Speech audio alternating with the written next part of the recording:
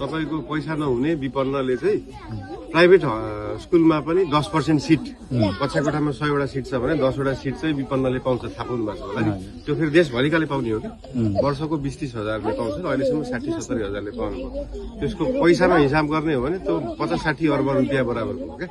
त्यो भनेको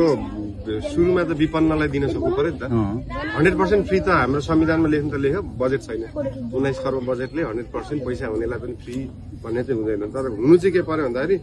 खल्तीमा पैसा नहुनेले पनि शिक्षा र स्वास्थ्य चाहिँ पाउनु पर्यो पैसा अलिकति धेरै हुनेले व्यापार गर्न पाउनु पर्यो क्या जोसँग जे छ त्यही गर्न पाउनु पर्यो नि त तर शिक्षा र स्वास्थ्य चाहिँ सबैले पाउनु पर्यो भन्ने कुरा चाहिँ हो बिस्तारै बिस्तारै जाने अब यो बजेट छैन भन्ने कुरामा हामीले प्रदेश संरचना खारेज गर्यौं भने बजेट त हामीसँग इनफ हुन्छ नि हैन बजेटमा त्यो प्रदेश संरचना धेरै खर्च छ नि प्रदेशमा त छैन त्यो न्यून खर्च त्यो तलममा जाने न्यून खर्च हो के त्यो भत्ता सत्ता अब सुकिया गर्दा धेरै खर्च छ नि वालेन्जी त्यो हैन मन्त्रीले सांसदले खाएको तलब हैन के तिनीहरुले बाहिर गरेर डिस्ट्रिक्ट भ्रष्टाचार गरेको अहिले हामी निस्किन्छौँ है